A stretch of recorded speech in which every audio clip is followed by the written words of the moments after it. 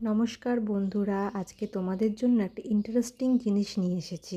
ছোটোবেলায় স্কুলে যখন পড়তাম প্র্যাকটিক্যাল খাতায় অনেক কিছু লাগাতে দিত, নানা রকম ফুল, নানা রকম পাতা। তখন এদিক সেদিক থেকে জোগাড় করে নিয়ে এসে লাগাতাম।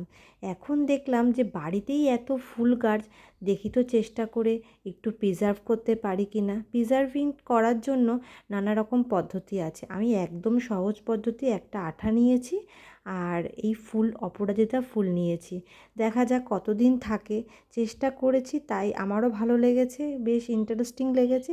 তোমাদের কেমন লাগলো জানিও। তোমাদেরও যদি ভালো লেগে তোমরাও ট্রাই করতে পারো। আজ অপরাজিতা করেছি, উৎসাহ পেলে আরও কিছু ফুলের ভিডিও করে তোমাদের দেখাবো কিভাবে করছি। খুব সহজ পদ্ধতি, পয়সাও সেরকম খরচা না। একটা সেলোটেপ হলেও হয়ে যাবে। আপনারা নিজেরাও করতে পারেন, বাচ্চাদেরও করতে পারেন, বাচ্চারাও খুব উৎসাহ হিসাবে করবে, কিন্তু দেখতেও ভাল লাগবে। একটা বুকমার্ক হিসাবেও কাজে লাগাতে পারবেন আপনি। কিন্তু খেয়াল রাখতে হবে যেন পাশ দিয়ে হাওয়াটা না ঢোকে। হাওয়াটা যদি ঢোকে তাহলে কিন্তু নষ্ট হয়ে যাবে ফ্লাওয়ারগুলো। ঠিক আছে, যতটা সম্ভব চেষ্টা করবেন আঠাটা যেন প্রপার ওপর দিক দিয়ে দেওয়া থাকে। নিচে একটা সেলোটেপ থাকবে, তাই আমি সেলোটেপের ওপর কিন্তু লাগাচ্ছি। দেখুন আঠাটা একদম বসে আছে, তার ওপর দিক দিয়ে আর একটা মোটা সেলোটেপ সেমভাবে আস্তে করে লাগিয়ে দিতে হবে। আমিও ফার্স্ট টাইম করছি, দেখা যাক কতদিন থাকে। আর হ্যাঁ, আমি অপরাজিতা ফুল নিয়েছি মানে তোমরাও ফুল অপরাজিতাই ফুল নেবে তার কিন্তু কোনো মানে নেই। যে কোনো ফুল দিয়ে করতে হবে। হ্যাঁ, চেষ্টা করবে ফুলটা যেন খুব মোটা না হয়।